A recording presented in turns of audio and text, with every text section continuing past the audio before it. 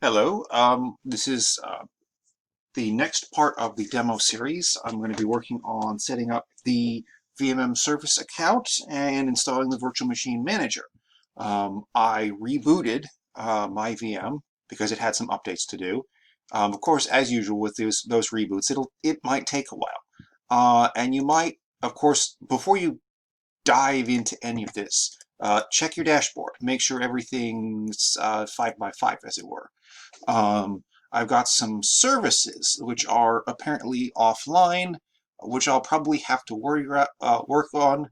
The downloaded maps manager and the phone IP over USB thing. Those came along with the ADK. May not be all that important, but I'm betting that the SQL Server and the virtual machine management services will have to start at some point. And if something goes wrong something goes wrong in this process, that's probably the first thing I'm going to do is turn these services on. Of course, the first thing you're going to need is Active Directory users and computers, ADUC, because we're going to create the virtual machine service account and then start it. So I've got my STC local domain. I'm going to go into users, and then I can create a new user in my action menu. Action, new, user. Of course, it says that the first direction, one of the first sets of directions is start the server manager if it's not already running. I can't remember the last time server manager didn't start as soon as Server 2012, Server 2012 or Server 2016 came up. If it comes up and then it takes a long time for Server Manager to start, what you might have there is a resource issue. Because if it can't run the Server Manager, probably it's not going to be able to run much of anything else. Okay, first name is VMM. Now, what we're doing here, we're setting up an account that the system itself can use. And both the username and the first name are going to both be VMM service. This isn't a person. I'm going to put my password in. Okay. Okay, and yeah, VMM service, and click through. And what we're going to do is we do not want the password user to change it at next login. The password will never expire because this is a system account, a machine account, not one that you'll be using directly.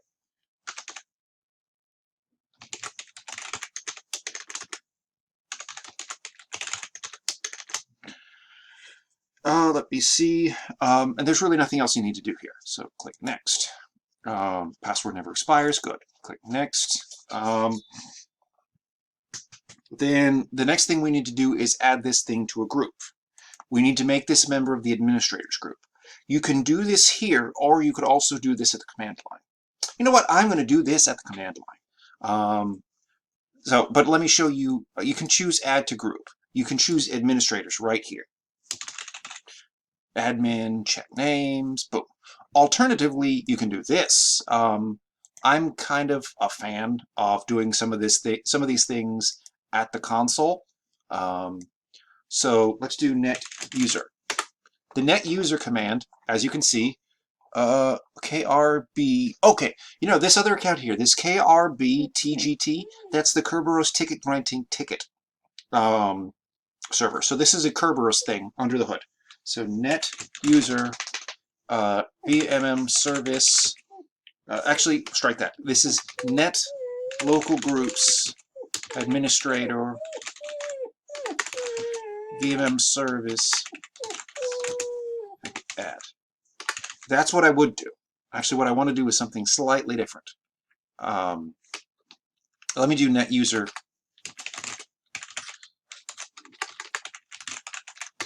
There, so I can see I am a local. I'm a member of the domain users global group, and I am not in any local groups.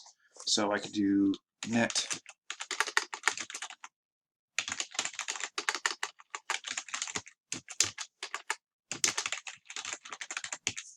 local group administrators, VMM service, add. Boom. And I can do that command again, and now I'm a member of the admin group. The funny thing is, this user account is not actually a member of the user group. So I'm going to click OK. OK. So, and I can double check. Go to Properties, go to Member of, and it's a domain user and a local admin. It's not a local user account at all. So that's all you need to do. And now we can go on to installing the virtual machine manager. What you're going to do there is you find the download, which you should already have in one of the previous exercises. I put it all in this installers directory. This let's see. So this is the System Center Virtual Machine Manager. I'm going to run it. Yes. Click Next. Accept the agreement. It's a evaluation license. Probably good for 60 days. And it notes that you'll need SQL Server 2014. Blah blah blah. Next. You're just going to put it in System Center Virtual Machine Manager. Let's see. There. Next.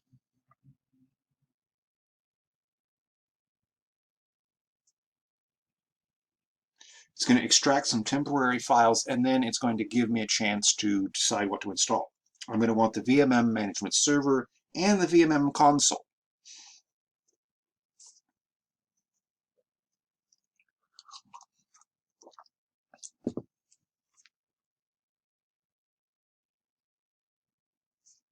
I'm going to pause this for just a second. Okay, so that worked rather differently. So I installed System Center Virtual Machine Manager. Now let me go look. Something else is. Let me see if there's not something else here. Notice I've got SQL Server 2008 and 2014. Let's see, the kits. Oh, this must be admin tools. Okay. There's a bunch of new stuff in my admin tools.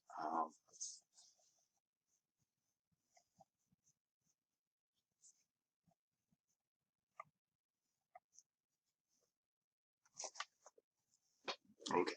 I might have to search for it now. Actually, I go to.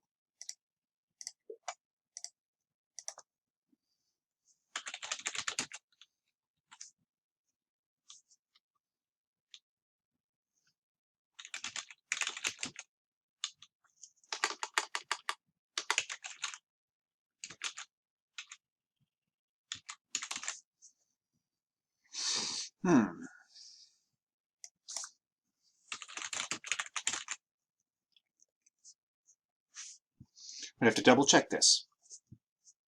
Okay, so all of that was just to unpack this. Now I need to run this. So this is what we want to see. This is what you'll see in the book starting on page 245. So we're going to install it.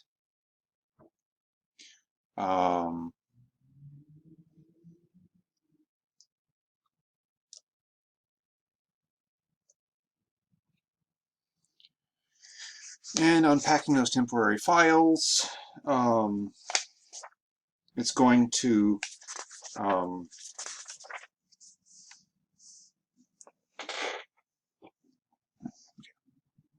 pause this again.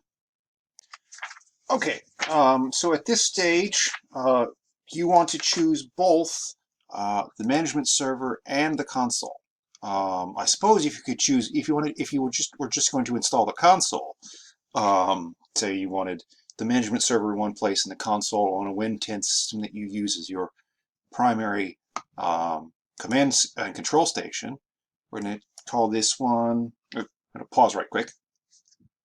So if you don't have a product key, don't worry. It's just going to activate this as an evaluation copy. Click Next. Choose the license. Agree to the license agreement. Understand that there's maybe some diagnostic data going on. Choose On. We want to let Microsoft update itself. Going to leave that alone. Good, good. And it's going to install itself. Let's see. Okay. Interesting. Okay. Apparently, I'm going to have to get something.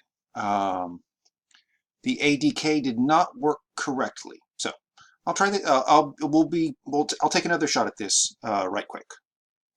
Okay, so I figured it out. I'm missing something. I actually missed the WinPE part of this setup. This is actually what it's referring to here.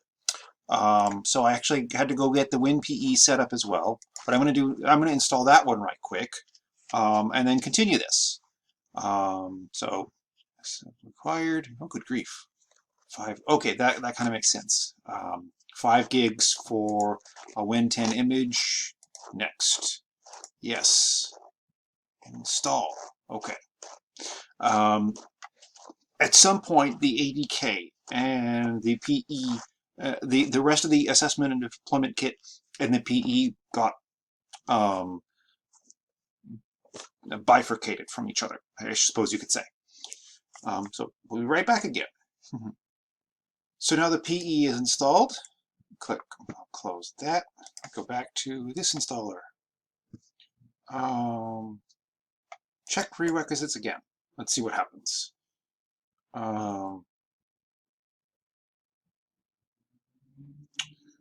Okay. For server 20. Okay, there's a pending restart on this computer. Restart. Okay, it's fine. Okay, I guess that's what I have to do now. So I'm going to stop this video. This is this is System Center VMM install part 1. Thanks for watching. Hopefully this actually. Let me go ahead and next. Let me click next. Okay. System Center port to database. Okay. Hold on. Note the ports used. Okay, so it is, let's see. Database configuration. Okay, I'm going to have to reboot this.